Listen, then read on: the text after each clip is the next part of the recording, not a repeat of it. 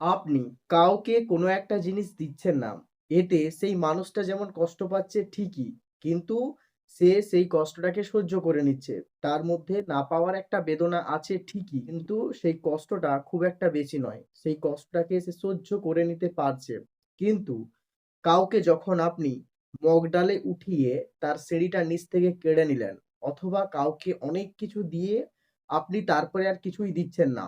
তার ফলে তার যে কষ্টটা, সেই কষ্টটা একমাত্র সে ছাড়া আর কেউ বুঝবে না। অপ্রাপ্তির বেদনা প্রত্যেকটা মানুষের মধ্যেই আছে। অপ্রাপ্তির কষ্ট রয়েছে প্রত্যেকটা মানুষের মধ্যে। এখন আপনি বলবেন প্রত্যেকটা মানুষের মধ্যে কিভাবে অপ্রাপ্তির কষ্ট রয়েছে?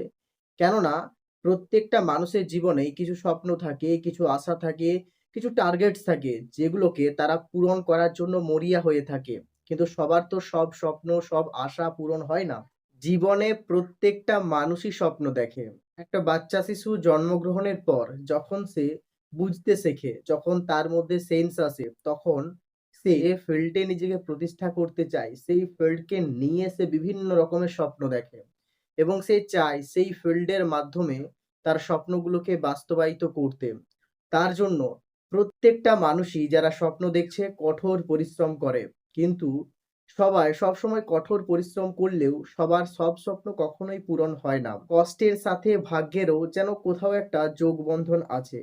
যাদের ভাগ্য ভালো থাকে, কষ্ট করতে থাকে, তারা জীবনে এমন একটা পজিশন অর্জন করে, যেই পজিশনে পৌঁছানোর পর সে তার জীবনের সমস্ত স্বপ্নগুলোকে পূরণ করে। তখন তার জীবনের এই কষ্টের স্ট্রাগলের কথা মানুষজনকে বলে এবং মানুষজন তার কথাগুলোকে মনোযোগ সহকারে শুনে তারা তাকে দেখে অনুকরণ করতে থাকে। প্রত্যেকটা মানুষের সাফল্যের জার্নি আলাদা, আলাদা।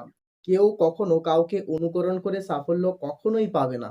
নিজের মতো করে চেষ্টা করে যাও। একদিন তুমিও সাফল্য অর্জন করতে না পারলেও তোমার জীবনের কিছু, কিছু স্বপ্নকে তুমি ঠিকই পূরণ করতে পারবে।